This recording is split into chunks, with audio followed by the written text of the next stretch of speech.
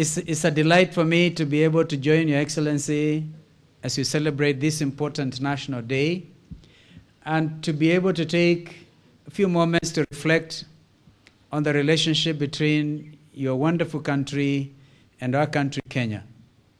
We applaud the efforts of South Africa in trying to spearhead not just regional but continental cooperation. The spirit of NEPAD is truly and well deservedly associated with your country, that we have as Africa to take advantage. This is the time for Africa to rise to the occasion, and that we cannot continue to relish poverty in our midst as Africa. And therefore, we congratulate you again, and as we do so, also congratulate you for making us proud as Africa. Indeed, all the roads will lead to South Africa. I think some unscheduled flights have to be organized for some of us, because when this thing kicks off, my loyalty, Excellency, shifting from Brazil to Bafana, and wherever Drogba will be playing. It's going to be exciting. You just talked about the fact that it's going to be electrifying. And that South Africa is hosting this wonderful. I hope you realize that you're doing it on behalf of all of us. I want to assure you that the African continent, indeed the world, will be affixed for those who may not be able to make the unscheduled flights or scheduled flights to South Africa. They will be everywhere. And I think it will be welcome, because you see, Your Excellency, Kenyan families have now become all European, have actually become English. The English Premier League has dominated life in this city and in this country. So it's going to be a wonderful change that they will now go back and look at what is happening in South Africa. Therefore, congratulations. And this reminds me, Your Excellency, that during the campaigns of 2007, I had one fantastic rally in our coastal city of Mombasa. And I saw one young man perched high up in the clouds on a tree wearing jersey number 9. I promised then, and it was actually my sincere hope, that the Kenyan team was going to be able to make it to the World Cup in South Africa this year. We tried, our teams did their best, but our best did not help us to get to South Africa. Therefore, again, I think Kenyans will be cheering Bafana or Brazil or Drogba or Cameroon or those other countries. But it is wonderful. I now have to look for the ticket, Your Excellency, to honor that pledge to that young Kenyan, because it's so important that he makes the trip. I've already talked to High Commission in Pretoria, because this young man does not even have a passport. He's never traveled out of this country.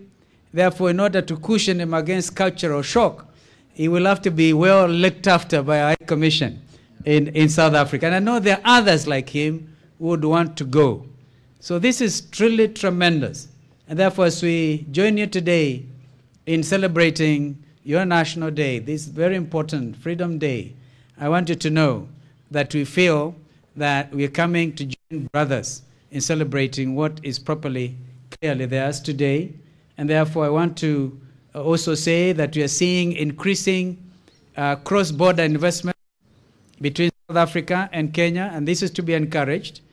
And I've just been to a place where a function on performance contracting, presided over by His Excellency President Kibaki and the Prime Minister, Honorable Raila Odinga, and I almost told them, I now can actually risk it here, even in the presence of the Apostolic Nuncio, a wonderful friend. I say that this country is pregnant. In fact, I wanted to say we are all looking pregnant. Pregnant with expectation. And that expectation is a new constitution, a new dawn in the history of this country. And I say this because you have just referred to it, Your Excellency. And we cannot afford as a country to procure an abortion. New constitution. We are really set. As I speak to you, our teams are talking with the church and His Excellency the Nuncio, because I know how important this matter is to you. They're actually already meeting, and between the Prime Minister, the President, the Prime Minister, and myself, we will be able to meet with them perhaps tomorrow, latest by Wednesday, to see whether anything can indeed be done to bring this country together so that we can end up with a non-contested referendum.